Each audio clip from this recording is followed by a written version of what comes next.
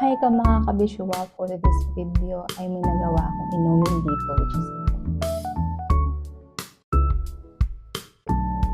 is sarap. At ito na may nakita ko lang sa TikTok at sinubukan ko lang siyang gawin. Kung paano ko siya ginawa, kaya panoorin itong next video ko. Bye!